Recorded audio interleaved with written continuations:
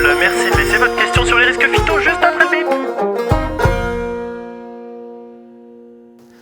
Ouais, c'est vrai que ce n'est pas simple, hein. Faut que je fasse le bon choix, moi aussi. Bon allez, je jette un œil, hein, et on se rappelle. Allez, à plus.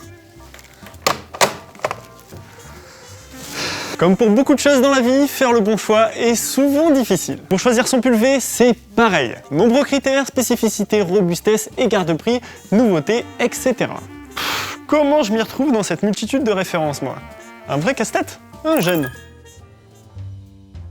Avant de trouver le bon modèle de pulvé, il est essentiel de s'informer sur la réglementation en vigueur, et en particulier sur celle qui vise à protéger les zones sensibles contre la dérive.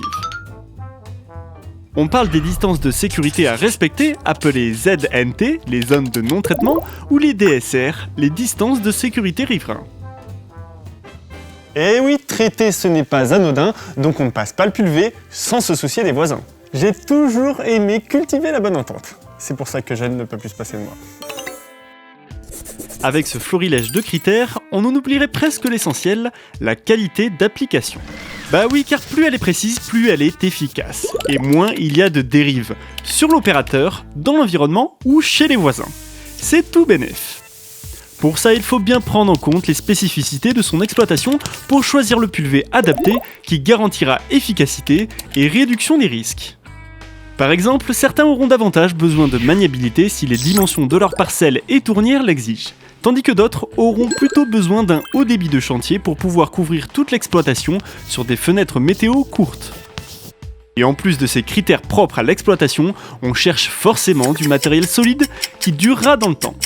Ah, je vous jure, choisir son pulvé, c'est comme choisir son prochain SUV. C'est pas simple, mais ça en deviendrait presque un plaisir. Je me verrais bien full option d'ailleurs, avec des super buses anti-dérive. Ça va être extra. Me regarde pas comme ça, Eugène. T'as même pas le permis, enfin. Sois pas jaloux.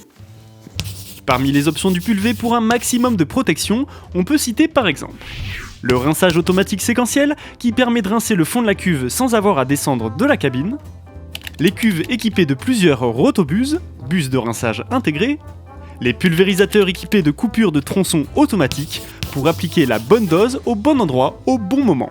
Il existe même des coupures à la buse, c'est encore mieux. Ou encore les buses dites anti-dérive pour les pulvés à rampe. À cela s'ajoute évidemment une cuve d'eau claire pour le rinçage et un bac d'incorporation pour faciliter le transport du produit vers la cuve. Bon, ça c'est obligatoire, mais une cuve de rinçage la plus grande possible est préférable.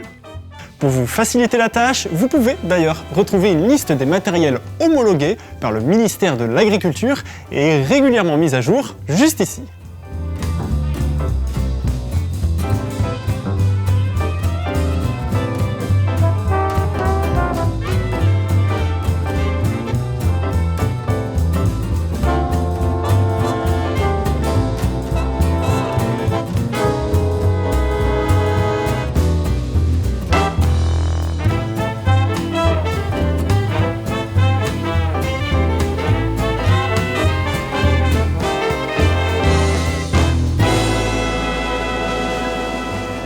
Bien choisir son pulvé est essentiel.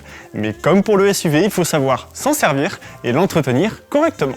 Tiens, ça me donne des idées pour de prochains épisodes, ça. Bon, et avec Eugène, on vous dit à la prochaine. Allô Théo, allô? Allô Théo, j'ai une petite question.